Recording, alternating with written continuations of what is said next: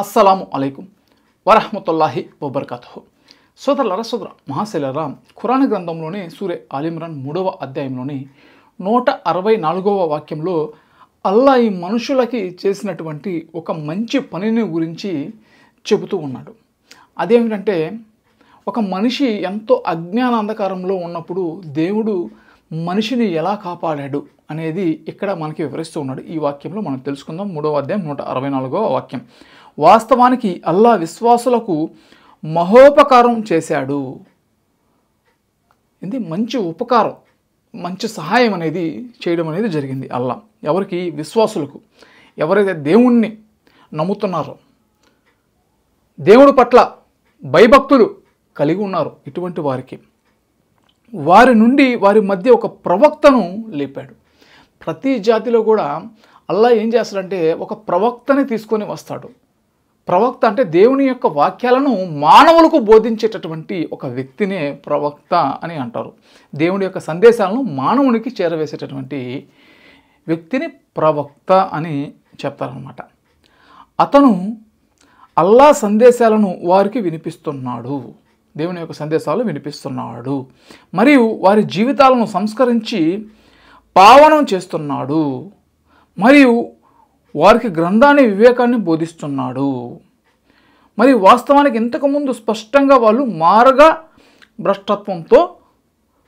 మార్గభ్రష్టత్వంలో వాళ్ళు పడి ఉన్నారు, అంటే మార్గం తప్పిపోయి ఉన్నారు అనేది ఇక్కడ దేవుడు చెప్తున్నాడు. ఇక్కడ ముఖ్యంగా మనం గుర్తుపెట్టుకోవాల్సింది ఏంటంటే, వారు ఇంతకుముందు స్పష్టంగా వాళ్ళు మార్గభ్రష్టత్వంలో పడిపోయి ఉన్నారు, అంటే అజ్ఞానంలో ఉన్నారు. అజ్ఞానంలో అంటే ఏమిటి? ఇప్పుడు ఉదాహరణకి నేను ఒక ఏరియాలో పుట్టాను, పలానా జిల్లాలో, పలానా మండలంలో, పలానా గ్రామంలో నేను ఒక మనిషిని. నా పాటికి నేను పని చేసుకుంటూ హాయిగా జీవితాన్ని గడుపుతూ ఉంటాను. మధ్యలో ఒక వ్యక్తి వస్తాడు. ఆ టోపీ పెట్టుకుంటాడు, గడ్డం పెట్టుకుంటాడు, జుబ్బా వేసుకుంటాడు, లేకపోతే ఒక్కొక్కరు ఒక్కొక్క స్టైల్లో ఉంటాడు. ఉండిన తర్వాత అతను చెప్తాడు, ఏమని? నువ్వు పలానా అబ్బాయివే కదా? అవునండి. నువ్వు పలానా అతని కొడుకువే కదా? అవునండి. బాగున్నావా? బాగున్నానండి. నీ గురించి నేను విన్నానే. అవునా? విన్నారా? ఏమిటి? ఏమి నీకు ఇంకా పెళ్ళి కావటం లేదంట? అవునండి. నీకు ఈ యొక్క పూజ చేస్తే నీకు పెళ్ళి అనేది అయిపోతూ ఉంది, నీకు ఈ దోషం అనేది ఉంది.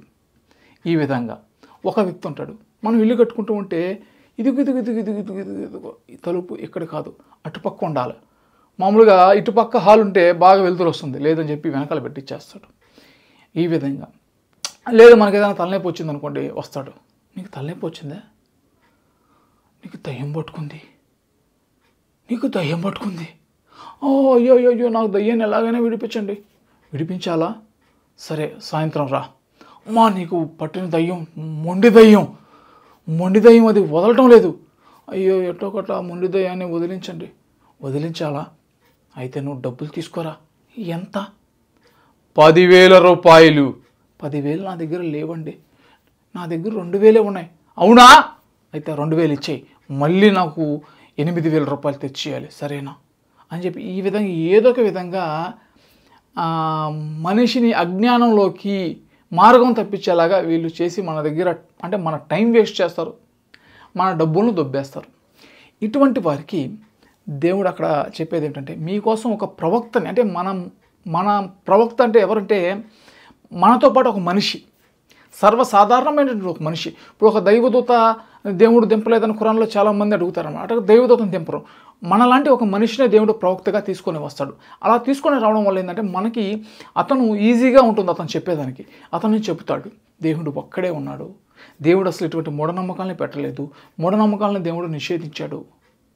మీరు మంచి పనులు చేయండి, తద్వారా మీకు దేవుడు స్వర్గాన్ని ఇస్తాడు. దయ్యం పట్టుకోవడమా? అబద్ధం. ఆ విధంగా పూజ చేయడమా? పెళ్ళి కాకపోతే అబద్ధం. ఈ విధంగా ఇల్లు కట్టుకోకపోతే నీకేదో జరిగిపోవడమా? అబద్ధం. ఈ విధంగానమాట ఇటువంటి మూఢనమ్మకాలు అన్నిటినీ కూడా ప్రవక్త వచ్చి ఏం చేస్తాడంటే నాశనం చేస్తాడు ఆ మూఢనమ్మకాలని. నిజమైనటువంటి జీవితం అంటే మీకు ఇది అనే విధంగా అక్కడ ప్రవక్త ఆ ప్రజలకి మార్గం చూపించడం అనేది జరుగుతుంది. మార్గభ్రష్టత్వంలో పడినటువంటి వారిని మార్గంలోకి ప్రవక్త తీసుకొని వస్తాడు అల్లా యొక్క వాక్యాల ద్వారా. ఇది అల్లా చేసినటువంటి మనుషులకి మహోపకారం. ఇది ఇక్కడ అల్లా తెలియజేస్తున్నాడు.